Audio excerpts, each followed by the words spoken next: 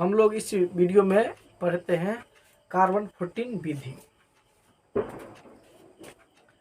Carbon 14 विधि क्या है या किसे कहते हैं? 12th में यह प्रश्न आता है, विविया प्रश्न है, यह पूछ देता है हिस्ट्री में। 12th की हिस्ट्री में आता है ये प्रश्न। कार्बन 14 विधि किसे कहते हैं? तो तिथि निर्धारण की वैज्ञानिक विधि को, यानी तिथि निर्धारण के वैज्ञानिक विधि को कार्बन 14 विधि कहा जाता है। इस विधि की जो खोज है अमेरिका के रसायन शास्त्री B.F. लीवी ने 1946 में किया था।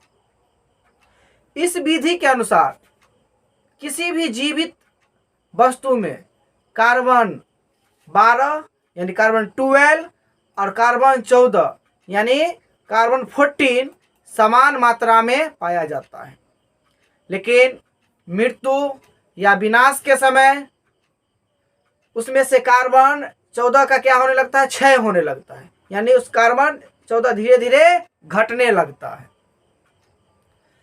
अगर जो वस्तु में जितना कार्बन कम होता है, कार्बन 14 जितना कम होता है, वह वस्तु उतना ही पुराना माना जाता है।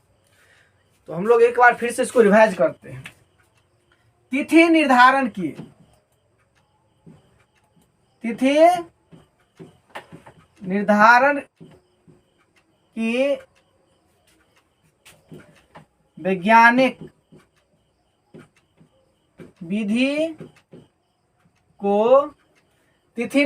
वैज्ञानिक विधि को कार्बन 14 विधि कहते हैं। तिथि निर्धारण की वैज्ञानिक विधि को कार्बन 14 विधि कहते हैं। और इस विधि की खोज अमेरिका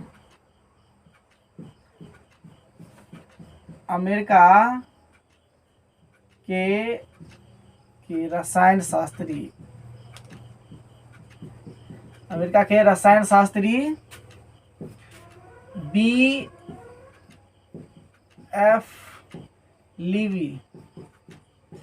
B.F. लीवी ने 1946 में इसका खोज किया। अगर कोई प्रश्न करे कि बताइए कार्बन 14 विधि का खोज किसने किया, तो B.F. लीवी ने। कब? 1946 में। इस विधि के अनुसार किसी भी जीवित वस्तु में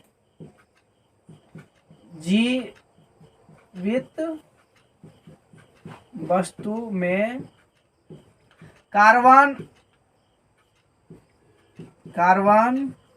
12 यानी कार्बन 12 और कार्बन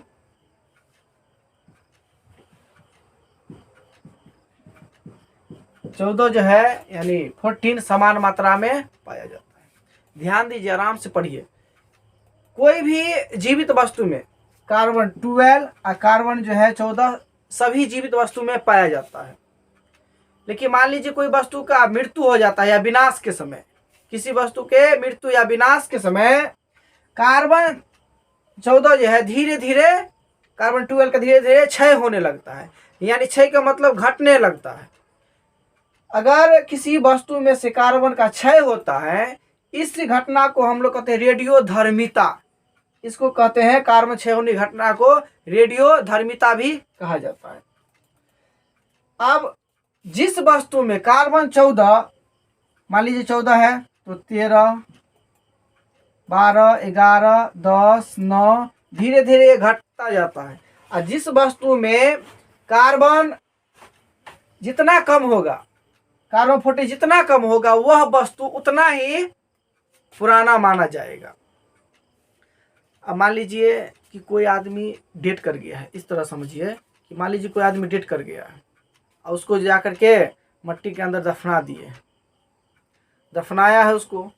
अब जब उसको 5 साल के बाद जो निकालेंगे, तो हमको कैसे पता चलेगा कि 5 साल का है कि 4 साल का है यह वस्तु की यह लाश कितना पुराना है। तो उसका तो मांस तो पूरा गल गया रहेगा, बचेगा उसमें हड्डी। तो हम लोग उस हड्डी को चेक करेंगे। क्या चेक किया जाता है, तो कार्बन 14 कि आखिर उस कार्बन 14 जो है कितना उसमें बचा है। तो जिसमें जितना कार्बन 14 बचेगा उसी के अनुसार जो है हम लोग अनुमान लगाते हैं कि यह 2 साल का लाश पुराना है, या 3 साल का है, या 1 साल का है। या कोई भी बड़े बड़े वृक्ष होते हैं, या वृक्ष का जब वह गिर जाता है, ढेंग पड़ा रहता है, तो वह जो है बहुत पुराना हो जाता है। लेकिन हमको पता नहीं कि यह 10 साल का है कि 5 साल का वृक्ष है। तो उसको चेक किया जाता है कि आखिर इसमें कार्बन कितना बचा हुआ है, कार्बन 14 कितना बचा हुआ है। कार्बन 14 के अनुसार ही, कार्बन 14 विधि के अनुसार ही हमको पता चलता है कि ये वस्तु इतना पुराना है या नहीं। लेकिन कार्बन 12 कभी क्षय नहीं होता। क्षय होता है तो कार्बन 14। अब देखिए, कार्बन के अर्ध आयु काल होता है। कार्बन का अपना अर्ध आयु काल है। कार्बन के अर्ध आयु काल प्लस या माइनस 30, यानी 5568 इतना प्लस या माइनस, यानी 30 ज्यादा या कम रह सकता है। इतना कार्बन का अर्ध आयु काल हो जाता है, ये माना गया है। अगर इतने दिनों में किसी भी वस्तु में कार्बन आधी रह जाता है, 14 जो है कार्बन जो है किसी वस्तु में आधा रह सकता है। 14 जैसे 14 है, तो अगर इतना वर्षों में जो है इसमें किसी वस्तु में कितना रह जाएगा 7। इतने वर्षों में 5568 या 30 वर्ष भी ज़्यादा भी हो सकता है, 30 वर्ष कम भी होता है। तो इतने वर्षों में है किसी भी वस्तु में कार्बन आधा जो है रहता है।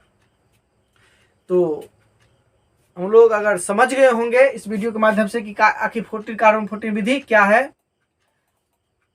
तो हम लोग अगले वीडियो में फिर लेकर आ रहे हैं। हड़प्पा सभ्यता के नगर, अलग अलग नगरों के बारे में अध्ययन करेंगे। बाय।